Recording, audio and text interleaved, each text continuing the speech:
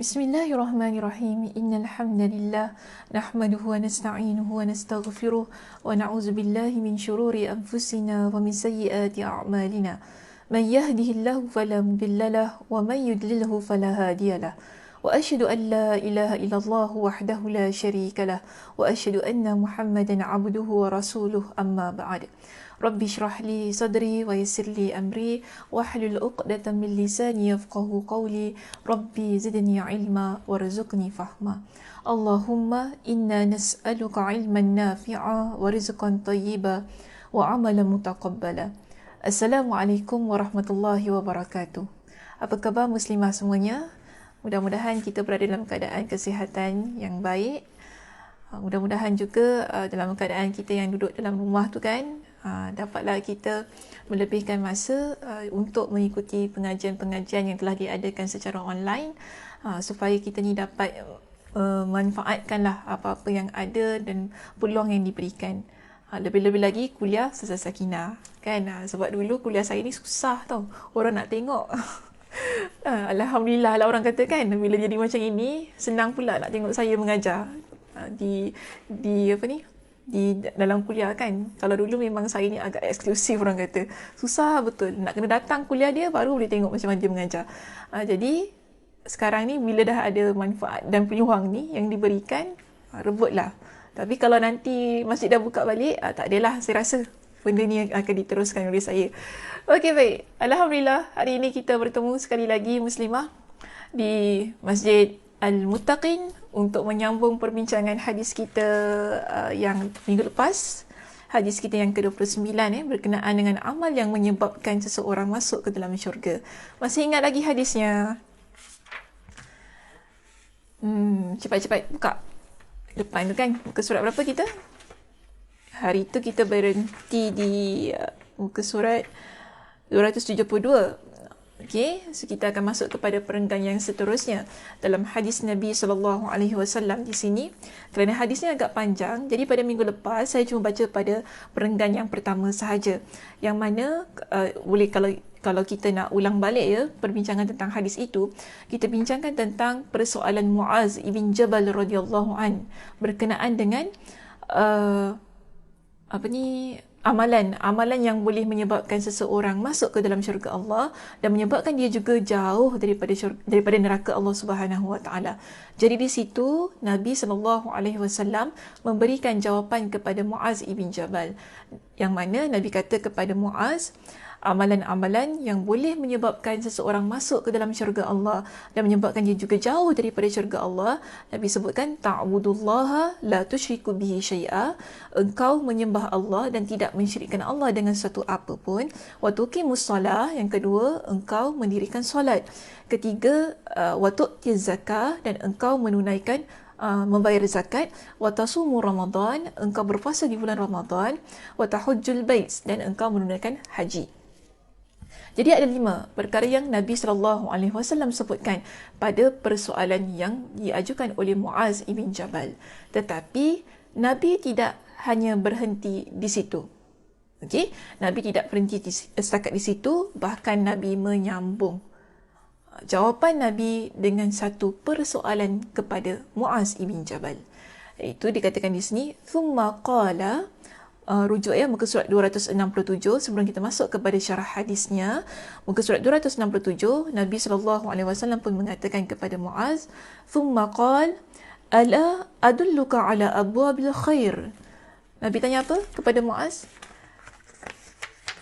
Tidakkah mahukah aku tunjukkan kepadamu pintu-pintu kebaikan? Setelah Nabi SAW menjelaskan kepada Muaz amalan yang menyebabkan seseorang itu boleh masuk ke dalam syurga Allah dan menyebabkan dia jauh daripada neraka Allah, Nabi pun tanya kepada Muaz, bukankah ataupun mahukah engkau aku tunjukkan kepada engkau tentang amalan-amalan yang membuka ataupun amalan-amalan yang menyebabkan terbukanya pintu-pintu kebaikan. Jadi di sini Nabi SAW memberikan kepada Muaz dengan beberapa amalan yang merupakan pembuka kepada pintu-pintu kebaikan. Pertama, Nabi sebutkan di situ, kalau kita rujuk dalam teks kita, as-sawmu junnah. Puasa adalah perisai. Wasadaqatu tudfi'ul khati'ah kama yutfi'ul ma'un nar. Dan sedekah ianya menghapuskan kesalahan sebagaimana air memadamkan api. Lalu Nabi kata, wa salatul rajuli fi jawfil lail. Dan solat sunnah seorang lelaki yang dilakukan seseorang di waktu malam. Dan begitu juga solat sunnah yang dilakukan seseorang di waktu malam. Dan ketika Nabi SAW menyebutkan tentang solat malam itu tadi, Nabi SAW pun membaca surah ayat yang ke-16 hingga 17 dalam surah As-Sajdah yang berbunyi, tatajafa junubuhum 'anil madaji'i yad'una rabbahum khawfan wa tama'a wa mimma razaqnahum yunfiqun fala ta'lamu nafsum ma ukhfiya lahum min qurrati a'yunin jazaa'an bima kanu ya'malun. Yang mana maksudnya lambung mereka jauh dari tempat tidur mereka. Mereka berdoa kepada Tuhan mereka dengan rasa takut dan penuh harap, dan mereka menginfakkan sebahagian dari rezeki yang kami berikan kepada mereka. Maka tidak seorang pun mengetahui apa yang disembunyikan untuk mereka, iaitu bermacam-macam nikmat yang menyenangkan hati sebagai balasan terhadap apa yang mereka kerjakan. Jadi itu Nabi SAW baca setelah Nabi sebutkan berkenaan dengan solat malam. Okey, baik. Kita pergi kepada satu demi satu. Apa yang disebutkan oleh Nabi SAW itu tadi. Terus ya, masuk kepada muka surat 272. Baik, di atas sekali di situ, pada kitab kita, Jami'ul Ulum wal Hikam, sabda Nabi SAW, Ala adulluka ala abwabil khair. Mahukah aku tunjukkan kepadamu pintu-pintu kebaikan? Ini Nabi tanya kepada Muaz, kan? Jadi Nabi SAW pun memberikanlah amalan-amalan yang telah disebutkan, yang telah saya bacakan tadi. Dan di sini Imam Ibn Rajab Al-Hanbali ketika beliau mensyarahkan sabda Nabi SAW itu tadi, disebut begini. Setelah Nabi SAW menyebutkan bahawa masuk syurga itu adalah balasan kerana menjalankan kewajipan-kewajipan Islam, beliau lalu menunjukkan untuknya setelah itu kepada pintu-pintu kebaikan dari amal-amal sunnah. Kerana para kekasih Allah yang paling utama itu adalah orang yang didekatkan kepadanya, iaitu orang-orang yang mendekatkan diri kepadanya dengan amal-amal sunnah setelah melaksanakan amal-amal fardu. Maksudnya begini, kalau kita lihat daripada awal hadis yang ada pada hadis yang ke-29 dalam kitab ini. Awalnya Nabi SAW sebutkan tentang menyembah Allah, tidak mensyirikkan Allah, puasa, bayar zakat, menunaikan haji, kemudian mendirikan solat mendirikan solat, puasa, bayar zakat, menunaikan haji. Kesemua ini adalah amalan-amalan yang wajib, yang mana tidak seorang pun di antara kita bila sudah bergelar sebagai seorang Muslim yang beriman kepada Allah Subhanahu Wa Taala, kita semua tidak terlepas daripada untuk melaksanakan kelima-lima perkara itu tadi. Yang ini Nabi sebutkan pada yang perbincangan kita minggu lepas, ia merupakan amalan-amalan yang wajib yang Nabi senaraikan sebagai amalan yang menyebabkan kita masuk ke dalam syurga Allah dan jauh daripada neraka Allah. Okey? Itu Nabi sebutkan amalan wajib. Kemudian bila Nabi SAW sebutkan tentang pintu-pintu kebaikan, pintu-pintu kebaikan ini adalah amalan-amalan sunnah, iaitu Nabi SAW sebutkan tentang puasa, tentang sedekah, tentang solat malam. Ini adalah amalan-amalan sunnah yang dianjurkan untuk kita laksanakan amalan-amalan tersebut. Ini kerana apa? Amalan-amalan sunnah merupakan perkara yang boleh menyebabkan seseorang hamba meraih cinta Allah Subhanahu Wa Taala. Kalau kita merujuk dalam sebuah hadis yang diriwayatkan oleh Imam Al-Bukhari, Nabi SAW ada menyebutkan tentang firman Allah. Ini adalah hadis kudusi, iaitu Allah Subhanahu Wa Taala berfirman kepada kita ataupun berkata kepada kita, Nabi SAW sampaikan di sini, iaitu Allah Subhanahu Wa Taala bersabda, Allah Subhanahu Wa Taala berfirman, "Wama yataqarraba ilayya 'abdi bi syai'in ahabba ilayya mimma aftaradtu alaihi." Maksudnya, dan tidaklah seorang hamba yang mana dia mendekat kepada aku. Ini kata-kata Allah kepada kita. Iaitu tidaklah seorang hamba yang dia melakukan satu amalan yang mendekatkan kepada Allah Subhanahu Wa Taala, yang lebih aku cintai daripada apa-apa yang aku fardukan kepadanya. Iaitu bila kita buat amalan-amalan yang wajib tadi. Kan? Contohnya sebagaimana yang dah kita bincangkan pada minggu lepas berkenaan dengan menyembah Allah, tidak mensyirikkan Allah, ini wajib ya. Puasa, solat, puasa, bayar zakat, menunaikan haji. Kita buat perkara tersebut, ia merupakan perkara-perkara yang menyebabkan Allah Subhanahu Wa Taala cinta kepada kita. Tetapi ada satu peringkat yang lain. Yang bila kita buat ataupun satu tahap amalan yang kita lakukan, ianya menambahkan kecintaan Allah Subhanahu Wa Taala kepada kita. Okey, iaitu amalan-amalan sunnah. Sebab itu, selepas Allah Subhanahu Wa Taala menyebutkan tentang amalan-amalan fardu itu tadi dalam hadis yang diriwayatkan oleh Imam Al-Bukhari yang baru saya bacakan itu tadi, Allah kata, "Wa ma yazalu 'abdi yataqarrabu ilayya bin nawafil hatta uhibbah." Okey, hatta uhibbah. Wa ma yazalu 'abdi yataqarrabu ilayya bin nawafil hatta uhibbah. Allah kata, hambaku terus-menerus mendekat kepadaku dengan ibadah-ibadah sunnah hingga aku mencintainya. Dan tidaklah seseorang hamba itu bila dia terus-menerus mendekat kepada Allah Subhanahu Wa Taala dengan amalan-amalan sunnah, melainkan Allah Subhanahu Wa Taala cinta kepadanya, sehingga Allah Subhanahu Wa Taala cinta kepada dia. Jadi ini antara cara kita sebagai hamba Allah untuk mendapatkan kecintaan Allah Subhanahu Wa Taala itu tadi. Kita jangan berpada ya muslimah dengan hanya amalan-amalan yang wajib. Kita usahalah untuk kita melaksanakan amalan-amalan yang sunnah supaya Allah Subhanahu Wa Taala berikan kecintaannya kepada kita. Bukan kita kata Allah Subhanahu Wa Taala tak cinta kepada kita bila kita melakukan amalan-amalan yang wajib itu tadi. Allah tetap cinta. Tapi biasalah kan, kita kena faham logik juga kan. Bila kita buat sesuatu yang lebih, pasti ganjarannya lebih juga. Kalau kita buat amalan-amalan yang wajib, Allah cinta kepada kita. Itu satu yang betul. Tapi kalau sekiranya kita tambah ataupun kita giatkan lagi amal-amal kewajipan itu tadi kan dengan amalan-amalan yang sunnah, pasti kecintaan Allah lebih daripada apa yang kita lakukan, lebih daripada sekadar pada tahap amal-amal yang wajib itu tadi. Kerana apa? Kita ada kesungguhan yang lebih untuk mendekatkan diri kita kepada Allah Subhanahu Wa Taala dengan amalan-amalan yang soleh yang lain, walaupun ianya adalah amalan yang sunnah. Sebab amalan sunnah ni kalau kita tak buat pun tak ada masalah. Tapi kalau kita buat, bermakna kita ada usaha yang lebih untuk mendapatkan kecintaan Allah itu tadi. Sebab kalau amalan-amalan yang wajib, memanglah kita kena buat kan.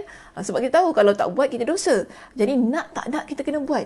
Tapi kalau amalan sunnah ni, dia terpulang kepada kita. Kita nak buat ataupun tidak. Tapi kalau kita memilih untuk melaksanakan amalan-amalan sunnah, bermakna itu bagus. Okey, itu bagus. Bahkan ia adalah peluang dan ruang untuk menambahkan ataupun meletakkan kecintaan Allah pada tahap yang lebih kepada kita. Itu sebagaimana yang diriwayatkan oleh Imam Al-Bukhari dalam hadis Qudsi yang telah saya bacakan itu tadi. Baik, terus ya kita masuk kepada hadis yang kita sedang bincangkan ini. Iaitu pertama, bila Nabi SAW menyebutkan tentang amalan-amalan yang dilihat sebagai pintu-pintu kebaikan. Pertama, Nabi sebutkan di sini ialah tentang puasa. As-sawmu junnah. Okey, Nabi katakan kepada Muaz, as-sawmu junnah, puasa adalah perisai. Jadi ucapan ini adalah thabit, iaitu sahih dari Nabi SAW dari jalan periwayatan yang banyak. Banyak riwayat yang menyebutkan tentang puasa itu sebenarnya adalah perisai bagi seorang yang beriman kepada Allah. Dan Imam Ahmad meriwayatkannya dengan tambahan, iaitu as-siyamu junnatun wa hisnun hasinun minan nar. Puasa itu adalah perisai dan benteng yang kukuh dari api neraka. Maka perisai adalah yang digunakan seorang hamba untuk melindungi dirinya. Persis seperti perisai yang digunakan dalam perang untuk melindungi diri dari pukulan pedang dan semacamnya.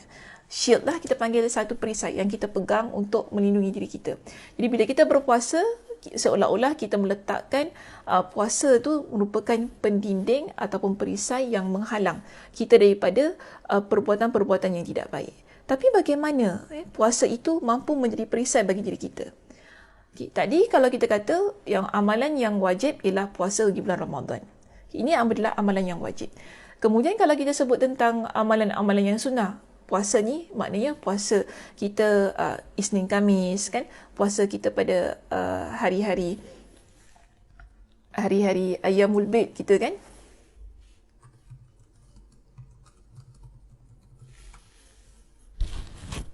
Ayyamul Bid kita panggil sebagai puasa hari-hari putih, iaitu pada 13, 14, 15 dalam setiap bulan-bulan hijrah kita, bukan 13, 14, 15 bulan Masihi tahun Masihi, tidak, tapi pada setiap bulan hijrah ikut kepada kalender hijrah. Jadi 13, 14, 15 adalah tarikh yang sunnah untuk kita berpuasa. Okey. So dipanggil sebagai hari-hari putih. Maksudnya setiap bulan. Boleh kita ambil ia sebagai peluang lah untuk kita memperbanyakkan puasa. Di samping puasa Isnin, Khamis kita. Okay?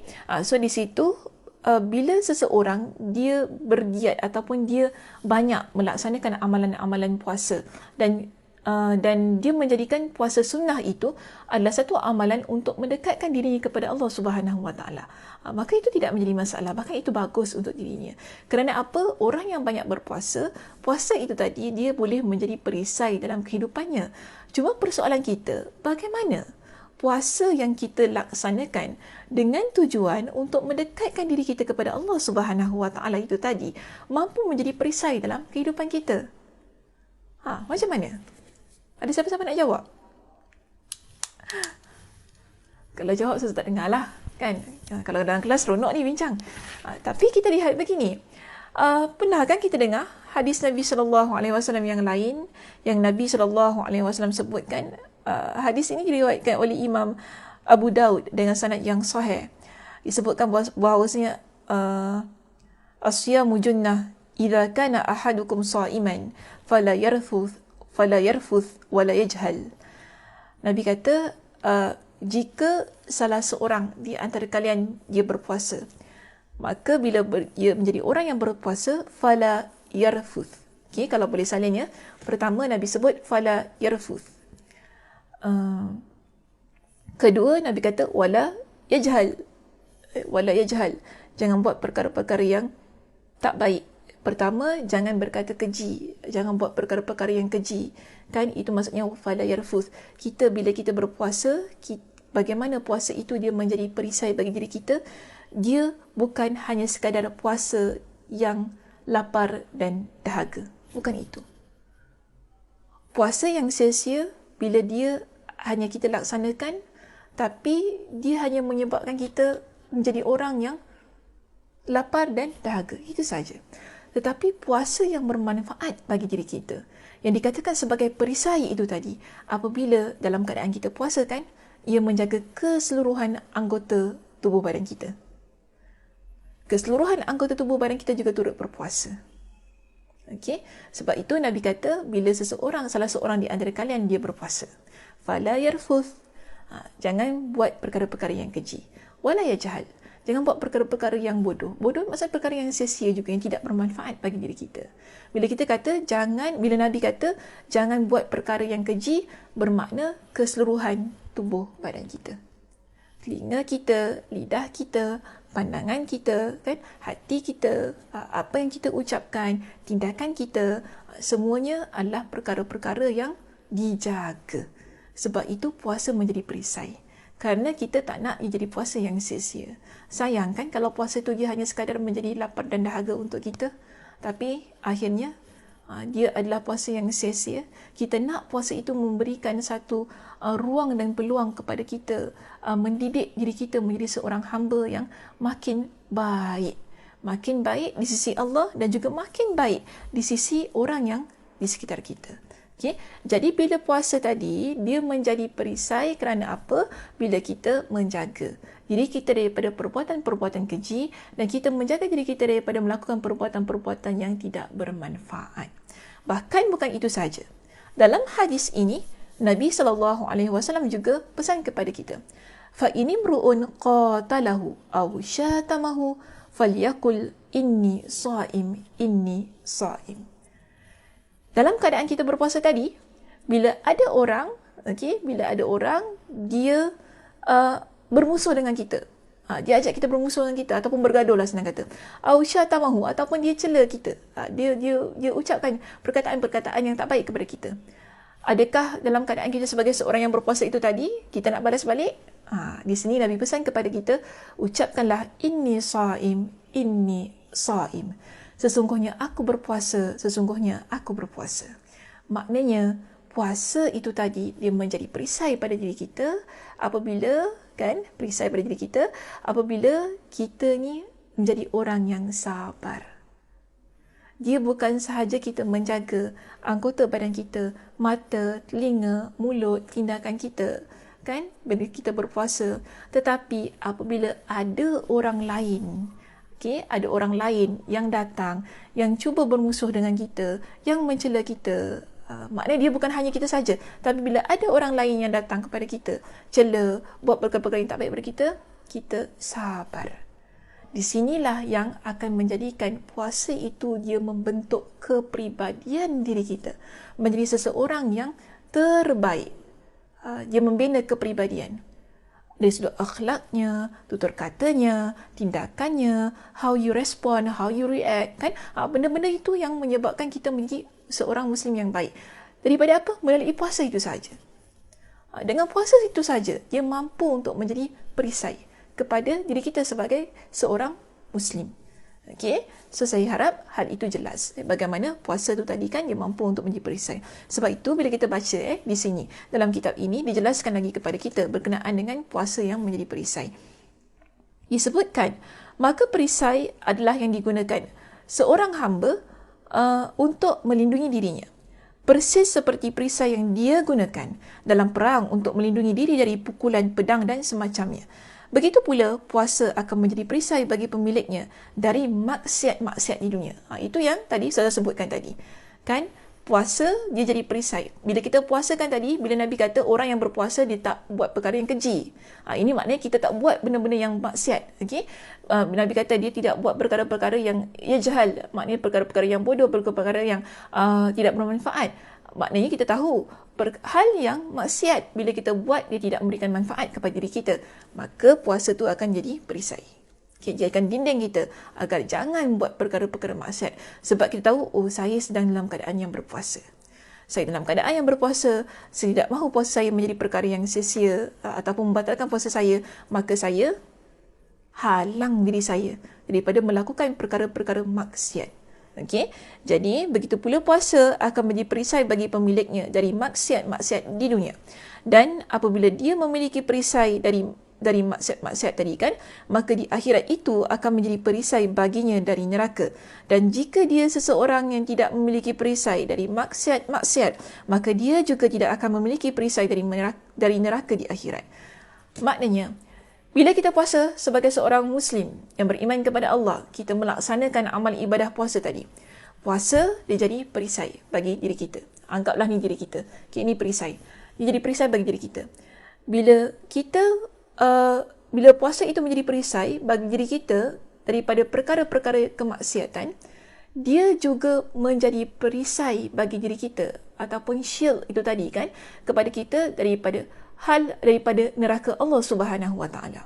Jadi kita kena ada perisai itu tadi. Perisai maknanya shield, pendinding lah. pendinding daripada perbuatan-perbuatan maksiat, dia sekaligus akan menjadi pendinding bagi diri kita daripada neraka Allah Subhanahu Wa Taala.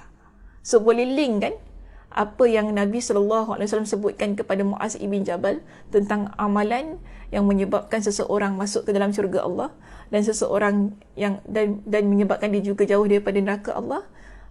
So bermakna dia bukan hanya semata-mata tentang puasa di bulan Ramadan. Tetapi kalau kita menjadi orang yang sentiasa ingin berpuasa, maka itu akan menyebabkan kita menjadi hamba Allah yang dekat dengan syurga Allah. Sebab itu kita tak hairan apabila Nabi SAW ada menyebutkan bahawa di hari kiamat kelak ada sebuah pintu yang mana Allah Subhanahu Wa Taala sediakan untuk orang yang berpuasa, namanya Babur Rayyan. Dan orang yang melazimi puasa, yang dia istiqamah dengan amal ibadah puasanya dan dijadikan puasa itu tadi sebagai perisai untuk diri dia, supaya tidak melaksanakan amalan-amalan yang maksiat ataupun amalan-amalan yang Allah larang, amalan-amalan yang haram, maka di situ Nabi kata bila di hari kiamat kelak kan, bila dia melaksanakan puasa itu tadi ikhlas kerana Allah, perlu penting juga ikhlas kerana Allah, maka di sana di hari kiamat kelak Allah akan panggil dia daripada pintu syurga bernama Ar-Rayyan. Ini keistimewaan orang yang berpuasa.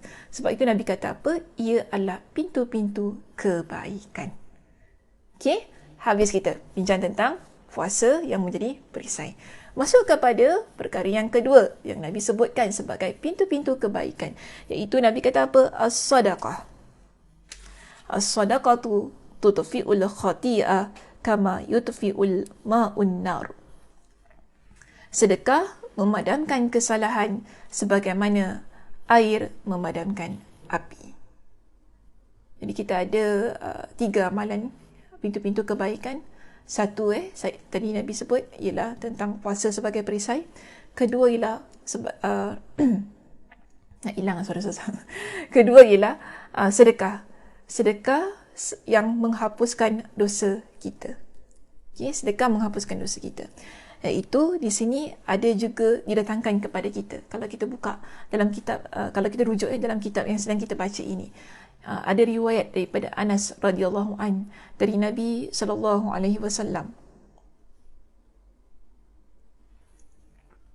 yang mana Nabi sallallahu alaihi wasallam bersabda, inna sadaqata sirri la tutfi'u ghadab rabbi. Sesungguhnya sedekah rahsia itu memadamkan kemurkaan Tuhan.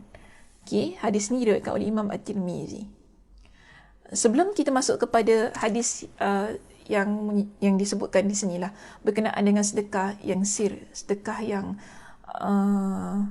rahsia itu tadi. Sebenarnya Nabi SAW dalam hadis-hadis yang lain, Nabi banyak berpesan kepada kita agar memperbanyakkan sedekah. Antaranya ialah ada satu hadis yang Nabi pesan secara khususnya kepada kaum wanita. Itu Nabi kata apa? Ya ma'syaran nisa tasaddaqna. Wahai kaum wanita, hendaklah kalian bersedekah atau memperbanyakkan sedekah. Kerana apa? Fa inni uritukunna aktsara ahli nar.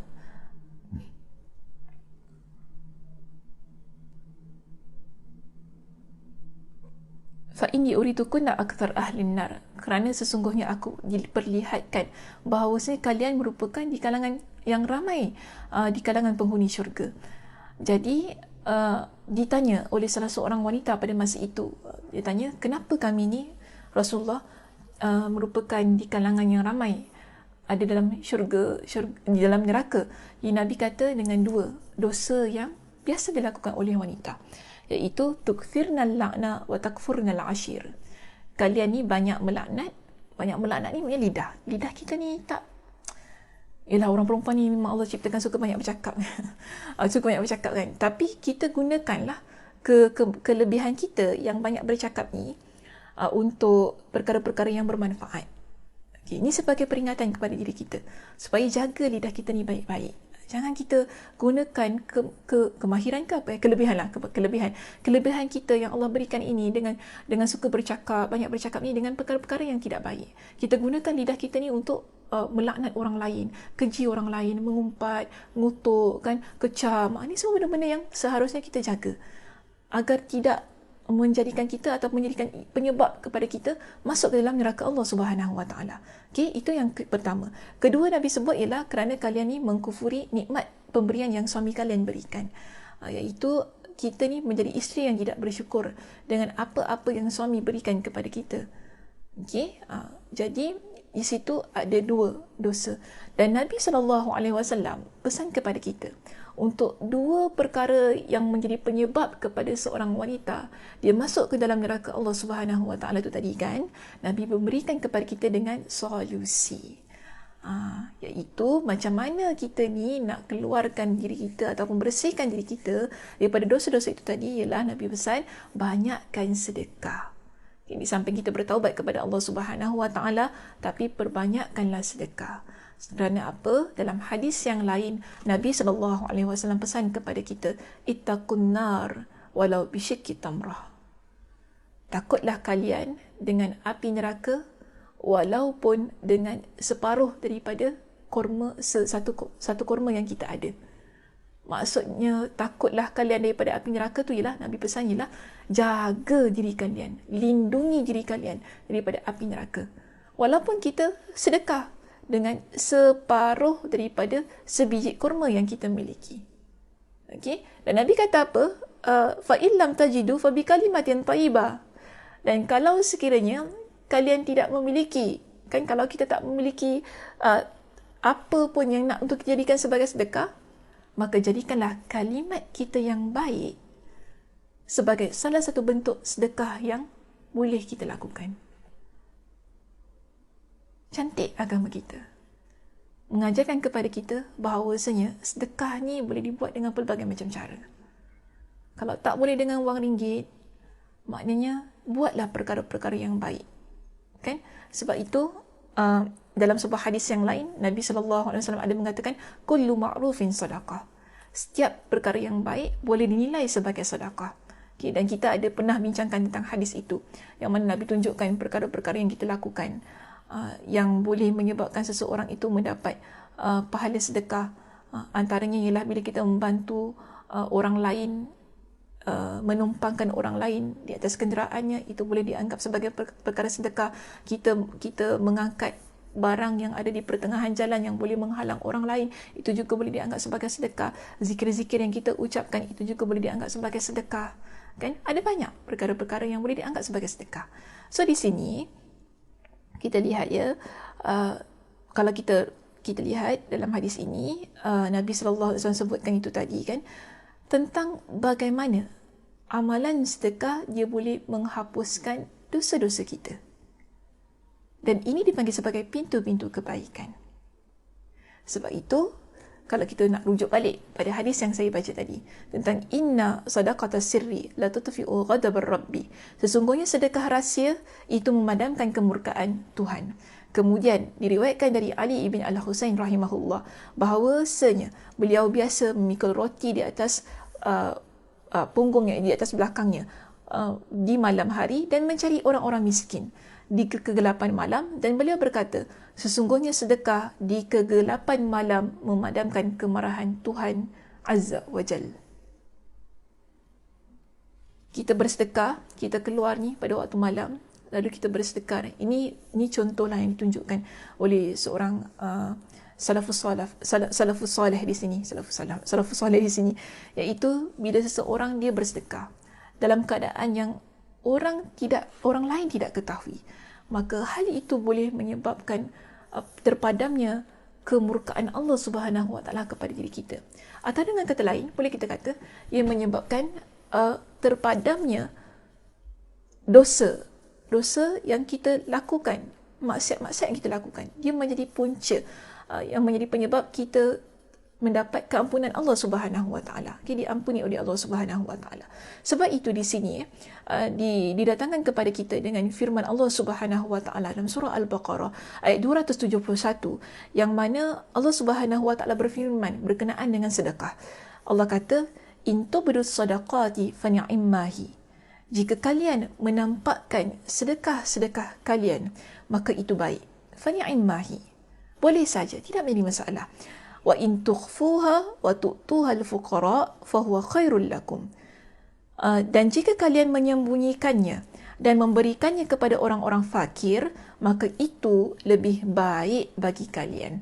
Dan Allah akan menghapuskan sebahagian kesalahan-kesalahan kalian. Oleh kerana amalan sedekah tadi kan di sini disebutkan wa yukaffiru ankum min sayyiatikum, dan Allah akan menghapuskan sebahagian kesalahan-kesalahan kalian. Baik, ini menunjukkan bahawasanya sedekah memang menggugurkan dosa-dosa seseorang. Daripada surah Al-Baqarah ayat 271 itu tadi kan yang kita baca, yang didatangkan oleh Imam Ibn Rajab Al-Hanbali sebagai menyokong kepada penjelasan-penjelasan yang berkenaan dengan sedekah sebagai penghapus dosa itu tadi, didatangkan ayat ini untuk menguatkan lagi kenyataan-kenyataan dan perbincangan kita pada hari ini. Maka ayat Al-Quran itu tadi, dia menunjukkan kepada kita bahawasanya orang yang bersedekah, dia amalan sedekahnya itu tadi memang menggugurkan dosa-dosanya. Okey, baik sedekah itu dibuat secara mutlak, maknanya secara terang-terangan, ataupun sedekah yang dibuat dengan secara sembunyi-sembunyi. Kalau kita merujuk kepada kitab tafsir Ibn Kathir, ketika beliau mentafsirkan ayat ini, beliau mengatakan bahawasanya orang yang bersedekah, memperlihatkan sedekah tu tadi kan, berdasarkan kepada firman Allah yang di awal tadi, in tubdus sadaqati fa ni'mahi. Orang yang bersedekah memperlihatkan sedekahnya, maka hal itu termasuk perbuatan yang sangat baik. Boleh saja, tidak menjadi masalah. Okey, tetapi kalau seseorang dia nak menyembunyikan sedekahnya, wa in tukhfuha, Allah kata wa in tukhfuha wa tu'tuha al-fuqara, dan jika dia hendak menyembunyikan sedekahnya, maknanya dia nak buat sedekahnya secara sembunyi-sembunyi, yang mana tidak ada orang lain boleh nampak, tidak ada orang lain boleh mengetahui, Allah kata itu fahuwa khairul lakum, itu adalah lebih baik kepada kalian. Kerana apa ia lebih baik? Kerana kita boleh lebih terjaga daripada riak. Okey. Sekali lagi saya nak kata, tak salah bila kita bersedekah dalam keadaan orang lain nampak. Boleh sahaja. Kerana ianya mungkin di situ boleh menyebabkan bila orang lain nampak, dia menjadi contoh tauladan untuk orang tersebut mengeluarkan hartanya bersedekah di jalan Allah Subhanahu Wa Taala. Sebab dia boleh menjadi amalan yang memotivasikan orang lain. Tapi dengan syarat. Bagaimana ia dibolehkan? Jika sekiranya kita ni jadi orang yang tidak riak. Tidak riak. Maknanya bergantung kepada niat masing-masing. Maknanya tak salah. So kita tak boleh marah kan? Kalau sekiranya ada orang dia bersedekah, kemudian diperlihatkan sedekahnya, tak salah. Okay, so kita kata, riak orang tu, riak orang tu. Kita ni, bab-bab riak ni, kita jangan jadi macam Tuhan. Kita ni tak tahu orang tu riak ke tidak kan? Alhamdulillah lah, kalau dia sedekah, dia memperlihatkan sedekahnya, kita yang melihat orang itu sedekah, kita tak bolehlah kita nak hukum dia riak ke, dia tak ikhlas ke apa-apa kan. Yang penting ialah bila kita nampak tu tadi, kita doa yang baik-baik dan buat kita untuk jadi orang yang bersama-sama, bersedekah. Bersedekah untuk membantu. Macam kita sekarang ni kan, okey. So kalau kita tahu kita dah tak boleh pergi ke masjid, maka tak apalah, kita sedekah. Sedekah tu macam mana? Ada banyak cara kan? Sekarang ni kita ada PayNow, kita ada online banking, apa sajalah dengan cara yang kita boleh buat. Walaupun tak dapat nak pergi ke sana, buat. Kita kata, takutlah Ustazah nanti orang nampak nama kita. Nak buat macam mana? Yang penting kita ikhlas kerana Allah Subhanahu Wa Taala. Kan? Tak kisahlah orang nampak ke, orang tak nampak ke, kan? Itu bukan persoalannya. Persoalannya, apa yang kita sumbangkan itu tadi. Ya, ikhlas ataupun tidak. Okey, yang penting kita jaga niat masing-masing. Dan kita yang melihat nama orang bersedekah ke apa tadi kan, kita pun janganlah kata, riaknya orang tu, dia pamerkan nama dia. Tak perlu untuk kita kata sedemikian. Yang penting bila kita mungkin nampak ke orang bersedekah, orang menderma, lalu kita baca nama dia kan, Alhamdulillah, bagus orang tu, kita pun jadi termotivasi untuk turut sama-sama menginfakkan dan bersedekah di jalan Allah Subhanahu Wa Taala tadi. Dengan tujuan kan mudah-mudahan terhapuslah dosa-dosa yang kita lakukan untuk membersihkan dosa-dosa kita. Itu bagus. Okay? Tak kisahlah, sikit pun tak apa. Jangan kita fikir, kalau saya derma, saya nak mesti derma $100. Jangan fikir sedemikian. Tak apalah, apa-apa yang kita ada. Ikut kepada kemampuan masing-masing. Jangan kita nampak nanti kan, mentang-mentang kita nampak orang tu dia sedekah $200. Kita pun jadi malu untuk bersedekah dengan $10 kita. So kita tak boleh sedemikian. Biarlah dia ada $200. Dia nak sedekah dengan $200 dia. Itu rezeki dia. Itu bahagian dia. So pada bahagian kita, bila kita mungkin kita ada $10, even $5 kita ada sekalipun, jangan kita rasa berat untuk keluarkan apa yang kita ada untuk kita derma. Okey? Kerana kita malu dengan orang lain. Ini maknanya kita nak orang lain puji, kita nak orang lain lihat. Itu yang jadi masalah. So kalau kita ni ada apa-apa sajalah di sudut wang ringgit kita tadi, kan? Tak kisah sikit pun tak apa. Keluarkanlah supaya dia menjadi amalan yang boleh menyebabkan terhapus dosa-dosa kita. Sebab kita ni pun kadang tak tahu apa dosa yang kita buat. Jadi kalau kita banyak bersedekah ni, mudah-mudahan mungkin ada dosa yang tidak kita sengajakan tu tadi kan, dia menjadi penghapus kepada dosa-dosa yang dilakukan tersebut. Okey, baik. So antara perkara tapi nak tekankan juga, tapi kalau kita boleh, seboleh mana kalau kita nak menyembunyikan sedekah kita itu, dia lebih baik. Lebih baik. Sebagaimana yang Allah Subhanahu Wa Taala sebutkan juga dalam ayat Al-Quran tadi, dan juga Nabi SAW sebutkan dalam banyak hadis-hadis Nabi yang lain. Antaranya kan, ada Nabi SAW sebutkan tentang 7 golongan yang mendapatkan naungan Allah Subhanahu Wa Taala di hari kiamat kelak. Ialah antaranya mereka yang bersedekah dengan tangan kanan, tangan kirinya tidak mengetahui. Hanya sekadar tangan kanan saja. Okey, maknanya dia sedekah, tak ada satu pun orang yang mengetahui apa yang dia lakukan tu tadi. Ini adalah yang terbaik. Maknanya ganjarannya juga lebih besar di sisi Allah Subhanahu Wa Taala. Baik muslimah, itu sahajalah. Saya kirakan ini, saya jadikan ia sebagai perbincangan kita yang terakhir untuk hari ini. InsyaAllah kita akan sambung pada minggu hadapan pada pintu-pintu kebaikan yang ketiga. Sebab tadi kita ada 3 kan. Satu tadi Nabi sebutkan as-sawmu junnah, puasa adalah perisai. Seterusnya tentang puasa yang menjadi amalan yang menghapuskan dosa-dosa kita. Dan ketiga, Nabi ada sebutkan pintu kebaikan yang ketiga ialah berkenaan dengan solat malam. So insya-Allah kita akan bincangkan tentang solat malam ini pada sesi kita yang akan datang. Okey. So saya harap apa yang kita bincangkan pada hari ini jangan lupa diulang kaji sekali lagi untuk kita bawa perbincangannya pada minggu hadapan agar perbincangan itu seterusnya menjadi perbincangan yang lebih cantik. Sebab kalau kita dah lupa kan apa yang kita bincangkan hari ini, dia akan jadi tiba-tiba masuk je, saya cakap apa yang minggu lepas tak ingat. Jadi maknanya belajar tu saya harap dapat diulang kaji. Diulang banyak kali agar kita ingat. Hadis-hadis yang saya sebutkan, ayat Al-Quran yang saya bacakan tadi, kalau baiklah saya harap dapat dihafal. Supaya ia menjadi pegangan dan pedoman kita untuk kita amalkan sepanjang kehidupan kita. Okey, baik, itu sahaja muslimah untuk hari ini. Saya tutup dengan tasbih kafarah. Subhanakallahumma wa bihamdika asyhadu an la ilaha illa anta astaghfiruka wa atubu ilaik. Assalamualaikum warahmatullahi wabarakatuh. Okay, bye.